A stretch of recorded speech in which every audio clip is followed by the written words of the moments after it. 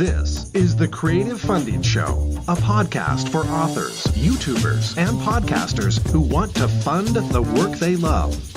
Welcome back to the Creative Funding Show. I'm your host, Thomas Umstattd Jr., and today we're going to be talking about how to reduce your stress and increase your creativity.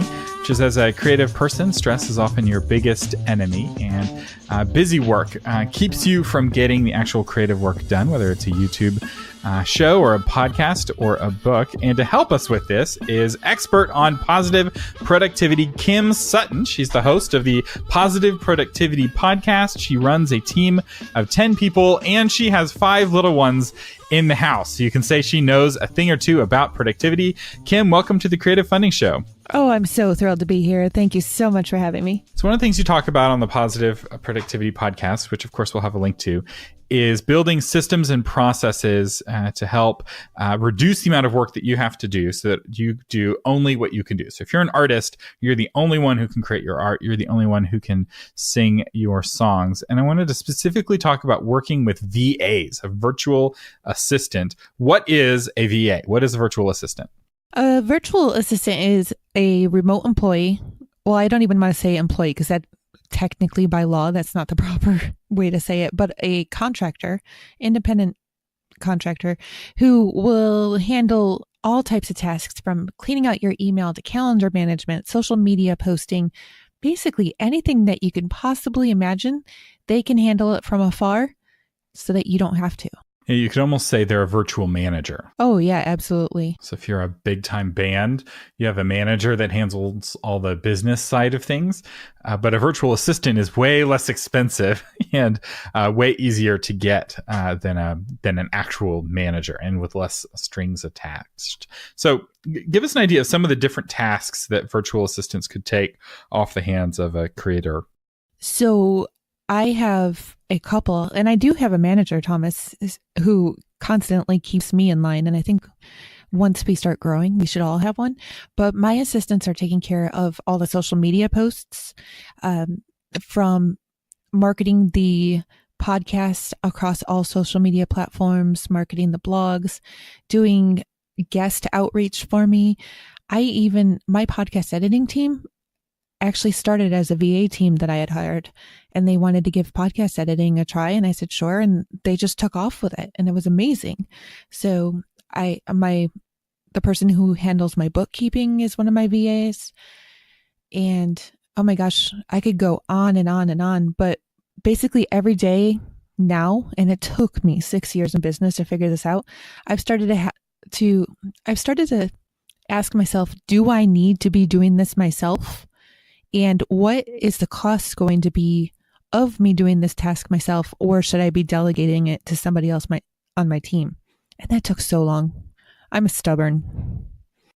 Yeah, there's a principle in business called opportunity cost, that when you choose to spend money on something or you choose to spend time on something, you're foregoing your next best alternative. So you're always asking, what's the next best thing that I could be doing? And if the next best thing is actually more valuable, you're hurting yourself. So if you could create a YouTube video that you know for sure, because you have the sponsors lined up, it's going to bring in $2,000 and it's going to take you, let's say, 10 hours to do that video. You're getting paid $200 an hour. So why are you cleaning your own house? Hire somebody who can't make your YouTube video. Hire them to clean your house. You are giving yourself more money because for those hours saved, you are doing your work. And you're creating a job for somebody who can't do what you can do. I remember doing this. There was this guy, he knocked on my door, and it was in the fall. It was last fall, and my yard was covered in leaves because I hadn't gotten around to it. And he was like, "Hey, can I clean up your yard?" And I don't know. He's $30 an hour, $35 an hour. He spent 2 hours cleaning it up, and so I hired him. And during that time, I worked for way more than that per hour, and he had a job and I had a job and everyone was happy. There's this idea of like, oh, I can't hire somebody to do this work for me because I could save money doing it myself. And I could have thought of it that way. It's like, oh, I spent $70 on this getting my yard cleaned when I could have done it myself and saved those $70. But no, I was actually wealthier at the end of those 2 hours going into my office and working than I would have if I'd have done it myself. And that is a mindset shift that I think a lot of creators struggle with because they feel like they have to do everything themselves. Oh, I struggled with that. For 3 months last year, so 12 months ago, I thought it was a better decision for me to save the money and edit all my podcasts myself and do all the show notes and the marketing images and everything. And at the end of the 3 months, I couldn't figure out why my bank account was empty. And then I looked back and realized I was spending 70 hours a month doing all of that. Whereas if I had been billing a client, I mean, there was multiple 5 figures of income lost because I wanted to save myself $900. Yeah, there's a term for that. It's penny wise and pound foolish. And often when we're used to scraping our pennies together, we forget about the pounds, or I guess the American way to say it. This gives you an idea of how old of a term it is. Penny wise and dollar foolish, back when people actually used pennies to buy things. So, and going back to VAs, you mentioned a lot of things VAs can do, but you're just scratching the surface. Like running your Patreon, when you have a dozen or 2 dozen patrons, interacting with them and sending them the things that they have gotten as rewards can be very fun and rewarding for you as a creator, but it's also very time consuming. And as you have hundreds or thousands of patrons, it is impossible. Like that, there's just too much communication and coordination going on, and running Patreon could become your full-time job if you're not careful, unless you hired a VA, somebody who would be very happy to take that work off your hands so that you can do more art. Because ultimately, your patrons are backing you, not because they want to be interacting with you, and maybe not even because they want to get the rewards. They're backing you because they want you to create more of what it is that you create. They want to listen to more of your podcast episodes. They want to watch more of your YouTube videos or read more of your books. So I just wanted to ask our listeners, like, okay, I believe you. I need to get a VA. So the next obvious question is, where do you find a good VA? I would start with a place like Upwork, upwork.com, because it goes all through Upwork, even your payment. And if the VA flakes, which you would always hope that they won't, you can leave a review. And I think it's so important to leave honest reviews. Sometimes it hurts. I mean, I always love to get feedback from my clients, even when it hurts, because the only way that we're going to improve is to know what's really going on. But at least you can see what other people have experienced. So Upwork is way number one. There are groups on Facebook where you can find virtual assistants. Virtual assistant jobs is one of those. There's also Chris Ducker's virtual staff finder service, which is actually like a booking agency, for lack of a better expression, or a headhunter agency for virtual assistants. They've already vetted them all. You tell them what you're looking for, and they will give you 3, I believe it is, to interview, and then you hire one directly.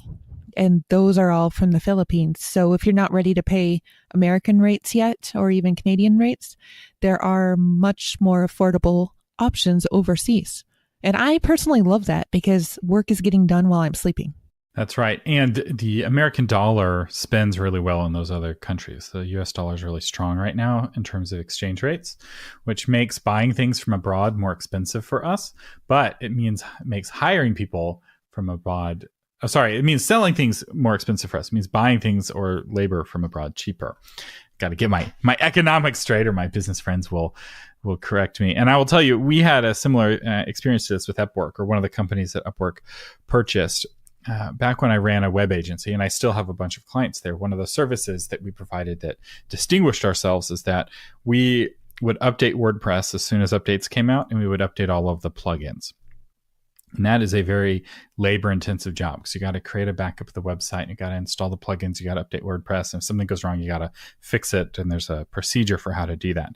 And what we did is we hired 4 or 5 different people on, I think it was guru.com, which is now Upwork. And we kind of had them all audition for the job. And the guy who did the best job, we kept. And we've had him for 4 years. And literally, this is something I now no longer worry about. I just have money deducted from my account every month as he's going in and updating plugins. And this entire area of stress is just gone. It's really nice. But the key was hiring a bunch of people and going with the best one, because a lot of folks, they try getting a VA and they have a bad experience with the one VA that they hire, and then they tell themselves VAs are terrible, or I can't work with a virtual assistant, they won't work for me. And both of those things aren't true. You just had a bad first experience. Kind of like the first time you pet a cat, you get scratched. You're like, cats are evil, all cats are evil. It's like, no, you just interacted with a bad cat. Most cats are not like that, which may have been my first experience with a cat. So some random cat appeared in our yard. I went to go pet it and it scratched me. And for years I was terrified of cats, which, and to this day, I have an anti-cat bias. I see myself as more of a dog person,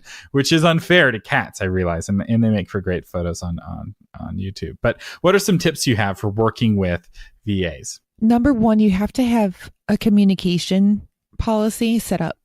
And it goes both ways. So if you know how you want something done, you need to communicate it. It's just like a husband-wife relationship, right? People like to say that women expect that their husbands can read their mind and know exactly what they want. Well, Thomas, you know that's not the case unless you're magical and you do know what your wife wants. Our VAs can't just predict what we want straight out of the gate. I mean, as we work together more, I'm sure that your guy who does all your plugin updates and everything, he's started to learn and forecast what is needed. And that's how we can grow to eventually. But from the very beginning, we have to have a communication standard and also some type of expectation for how time will be tracked. Because I've had experiences where they want to know the budget, and sometimes it just depends on what country they come from, to be totally honest, but it's not about the budget. It's about quality over quantity. So if you lay that out as well, I expect to know how long this took you, and I want to see it, because I've actually, one of the VAs who's not still around, I asked them to create 20 tweets and they billed me 40 hours. I was like, but I also said, if it takes you any longer than 5 minutes per blog article, because I just wanted them to go into a whole bunch, several different blog articles and pull out tweets. If it takes you any longer than 5 minutes per blog article, just let me know, because I want to know what the expectation is here. Well, they never let me know. And then I got that bill for 40 hours. I was like, nope, that's not going to work. Right. And it takes a little bit of time to find good ones, but also you're right, to get them up to speed. There was in a business book I read, and I don't remember which book, but this concept of the 5 steps of delegation. So step 1 is competence. I do the work. Step 2 is demonstration. I do the work and you watch. Step 3 is delegation. You do the work and I watch. I watch you do it. And then step 4 is empowerment. You do the work. And then finally, step 5 is reproduction. You do the work and someone else watches. And often it's those steps 2 and 3, you doing the work and them watching, and them doing the work and you watching, that gets skipped. A lot of people just email a paragraph of what they want, and they expect the VA to know how to do it and to read their mind, just like you said. And then turns out this person from Indonesia or this person from South Carolina who's doing the work can't read your mind, and you're unhappy and you're blaming them when it may be your fault. Sometimes you just got a bad egg, and there are bad eggs. I'm not going to say that all VAs are amazing, but demonstrating the work and having them watch you do it just with a screen share can be really, really powerful. Absolutely. I mean, it's like telling my husband that I want chicken for dinner, but not telling him what type of chicken I want. We have to be a little bit more explicit here. That's right. And especially some cultures, they do what we in the West would consider to be malicious obedience, where they follow the letter of the law explicitly. But in their culture, that's what's expected. And so if you don't explicitly state something, they may think that they're doing it correctly, or they're honoring you by doing exactly what you said, even if what you said wasn't exactly what you meant. Whereas in the West, often you get pushback from your employees, like, "Do you really want it that way?" And that's acceptable. Whereas in other cultures, sometimes that's very unacceptable, and they would never push back or question you because you're the boss. And understanding that if you're working with foreign VAs, there's often a cultural difference. And knowing if the culture you're working with has a concept of no, like, is it polite in that culture to say no? So if you ask somebody, "Hey, do you know how to convert a MP3 to a WAV file?" if their culture doesn't have a concept of no, if it's rude to say no, they're not going to say no, even if they don't know how to do that. So it's like, that's an advantage of working with somebody from Brazil or like the West, like South America. They have a concept of no. It's not rude to say no in Brazil. It's not rude to say no in Russia. In Japan, it's incredibly rude to say no. They'll say any word other than no. So you have to really listen for the no in all of the polite words around it. Oh yeah. And I've actually even heard that in the Philippines, if they make a mistake, like some VAs will disappear because they're just afraid. But I've let my team in the Philippines know positive productivity is not about perfection. You know, if I'm going to get upset by that, then I have bigger things to worry about. But I know that there are clients who will get upset by things, but you have to, that's another thing about communication that you have to make clear right from the start is it's okay. Or if it's not okay, then at least let me know so we can address it later on. But yeah, the no is really important. And so it does help to do a little bit of research. As a general rule, the more similar the culture is, the more they can demand in compensation, because the more work you have to do to kind of bridge that cultural gap, the more of a discount you can get, is another way to think of it. And right now, if you hire a contractor from abroad, if you're in America, there's no taxes. But if you hire an American as an employee, there are taxes. It's a fascinating setup that we have. In fact, there's not even any paperwork. You don't even have to file. So if you hire a VA from another country, you don't have to file any paperwork. Although I will say, Upwork handles all of that paperwork. So if there's 1099s that need to be filed or any of those things, I believe that's one of the services that they offer, so that you don't have to worry about that. You don't have to like hire a CPA to make sure everyone's taxes are being reported to the correct authorities, which is really nice. I know it sounds like we're sponsored by Upwork. Upwork doesn't even have an affiliate program, so we're not getting anything recommending them. But that is one thing to keep in mind. Thomas, I'd love to share that. I even have my whole team creating standard operating procedures. So for every single thing, every single task that they perform on a regular basis, they have now created a standard operating procedure that is part of our master files. So when somebody comes in to take over their task, nobody in my team is planning on leaving, but they do want to grow with us and learn new skills. So it is my expectation that whoever's doing the task right now will train the next person. So the better the standard operating procedure is, the less work that they have to do to bring in the new person. That's so good. We do the same thing. We have a Google Doc, and each new person would be given that Google Doc. And every time they get stuck, they're like, I don't know what the next step is. We go in and change the Google Doc. And the other advantage of that SOP approach, standard operating procedure, is that often if something's broken, like a client is unhappy or somebody's unhappy, 80% of the time, 90% of the time, the problem is actually with the procedure, where either the procedure wasn't followed correctly or the procedure was wrong. And if you go back and adjust the standard operating procedures, you can fix it in such a way where that problem never happens again. You can have different problems with your clients down the road. And this is really powerful. It's a really powerful approach. And it's not hard to do. That email that you send your very first VA saying, hey, this is what I want you to do, and here are the 5 steps that you do that. Just copy and paste that into a Word document or a Google document. And you have the initial draft of your standard operating procedure. And if each VA kind of improves upon it, after a while, you get a really powerful document. Absolutely. And you know what we've even found is, like, some of my clients, we use LastPass a lot in the business, and we encourage every client to sign up for LastPass. And they want to know how to share passwords. This is just one example. So we've recorded a video, we've created an SOP, and now we can start sharing those with the clients too, because previously I was recording a video or writing this up for each client individually. But because it's now part of our SOP, we can just share it, and it takes a whole 2 seconds, or as long as it takes to log into Google Docs.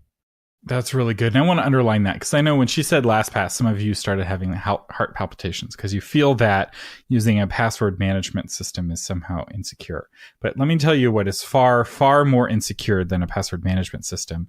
And that is using the same password on more than one website. I'm just stunned that people still do this in 2018, where people will have a password and they will use it in multiple places. So here's why that's a bad idea. If any one of those places are hacked, all of your places are hacked because your username is often your email address, which means that once somebody gets your password on Amazon, they also have your password to Gmail, and they have your password to your bank, and maybe you have 2 or 3 versions of your passwords. They don't get everything, but they get almost everything. It's like having one key that opens up your house and your safe deposit box and your box and your car and your mom's house. Don't do that. Have a different password so that if you're ever hacked, and everyone gets hacked, every website gets hacked. Facebook recently just got hacked. Then all they get is that one key that opens up that one door. That website will tell you to reset the password. You reset the password and you're safe. No harm done. No emailing ads to all of your friends advertising some sort of pill, some sort of generic pharmaceutical. Anytime you get an email like that from somebody, it means they've been reusing passwords on multiple places. And the advantage of a system like LastPass is that you have this encrypted vault where every password for every website is remembered. It inserts it automatically on your browser, on your phone. And if you want to share that password with somebody, you can share the password securely without it going through some insecure system. It's a wonderful, wonderful tool. It makes you way more safe. And it makes me sad the more I see people who don't use that still. Because like back in 2006, it made sense. But it's 2018. Everyone's getting hacked. The only way to keep yourself safe is to use long, secure passwords that are unique in a system like LastPass. And it always makes me happy when I get a password from somebody who is using something like LastPass because I know the likelihood of them getting hacked is much, much less. Oh my gosh. I can't even tell you how many times I shake my head when I have a new client comes and they're like, here's my website logins right there in the email, username, password right there. But the biggest, when you mentioned that you can share the password through LastPass, the biggest thing there is you share the password, but the person doesn't know what the password is. So as long as they have LastPass extension installed on their browser, it just puts the ... in. So if you have a contractor who didn't work out, all you have to do is remove their access and they can't get in anymore and they never knew your password. So even if you are using the same password across all your different platforms, which as Thomas said you should not be, they don't know the password so they can't go log into everything else. I could preach on password security for the rest of this episode, but I want to get back because this is all really good and hopefully you all take this to heart and go sign up for LastPass. Or 1Password, I should say. I personally actually don't use LastPass. I use 1Password, which is a little bit harder to use and does not work well on Windows computers. But it works great on Mac, and I prefer it personally. But what I recommend for normal people is LastPass. But back to VAs. Kim, what are some mistakes that you see people making when working with a VA? Not knowing the expectations up front and also assuming that they are an employee and they're going to work set hours. VAs are not employees. You can't really dictate to them what times they're going to work because as an independent contractor, I don't believe that's legally allowed. So it's really important to have that understanding up front. What hours are you available? And when are you not available? Because I'll tell you, there have been so many relationships that have gone sour with me, with my clients, not with my team. Because I start getting text messages at 11 o'clock or 1 o'clock in the morning. Can you do this right now? But you can't expect that. I mean, unless you're in the middle of a launch or unless that's expressed up front, you really have to have that expectation of time commitment. And yeah, and then also the knowing of what the pay arrangement's going to be. Is there a retainer up front? Are they going to invoice you every 2 weeks? Just a clear understanding about what the turnaround is for payment so that neither side is getting upset. Yeah, that's really good. I will say when it comes to determining when they work, that is one of the IRS's 20 factors that they look at for determining if somebody is a independent contractor or an employee. And so this is one of the frustrating things about the question, is somebody an employee? The answer is, well, it depends. You have to look at all 20 factors together. And in general, though, if you go through a service like Upwork, they're almost ensured to be an independent contractor in the eyes of the IRS. So you can sometimes require, so let's say somebody's an independent contractor and they're a house cleaner and you want them to come, or an office cleaner, you want them to come and clean your office after hours. You can designate, don't come, noon when everyone is in the office. But you have to make sure the other factors are safe, so to speak. And so anyway, I don't want to get too much into this, but if you are curious, I do have a course that I did with my dad, who's a CPA, on tax issues for creators. We targeted it specifically for authors. I can put a link to that in the show notes. But the TLDR is working with the VA is tax deductible as a general rule. The money that you spend on your VA, if you are a business, that is tax deductible funds that you're spending. So anyway, Kim, what are some other mistakes that people make when working with the VA? I think that not appreciating the insight that the VA might have is a big mistake. When I started my company, I was actually a VA, and I had clients who preferred that I just keep my mouth shut and keep on going on whatever they told me to do. But I would bring up, well, it's sort of like what you were discussing earlier. You know, if we're in the same culture, we know how we can bring up issues. Do you really want to do that? And I think we have to be open to what our team says, because we don't know it all. And often our team members can provide suggestions that will help us boost our company to the next level. But if we're closed off and we really look at ourselves as the boss and not as the client who is hiring an expert to help us, even if some people might argue that a VA is not an expert, but yes, they are. We really should be open to whatever the suggestions are. That's right. And they become an expert the longer they do it. So there's a good chance the reason you're a creator is because you quit your job, or you're wanting to quit your job working for your boss.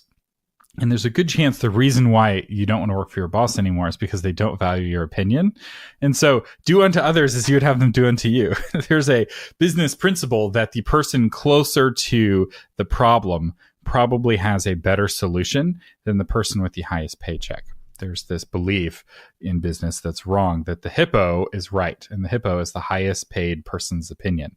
You know, just because you're the owner, or just because you're the boss, you think that you're right on the solution to the problem. But often the person who's dealing with Twitter on a day-to-day basis, or dealing with whatever it is, who's really close to what the problem is or what the question is, often has incredible insights as to how to make it better. You know, the Frappuccino, which was Starbucks' breakthrough beverage that unlocked the south of the United States to them, and increased their revenue by a massive amount of money. Was it developed by the boss or like some research and development team at Starbucks? No, it was developed by a barista. They listened to a random low-level barista who's like, hey, I think we can develop this new beverage that will be really popular in hot places. And by listening to that, quote unquote, nobody, suddenly the company is worth billions of dollars more than it would have been otherwise. I had no idea about that.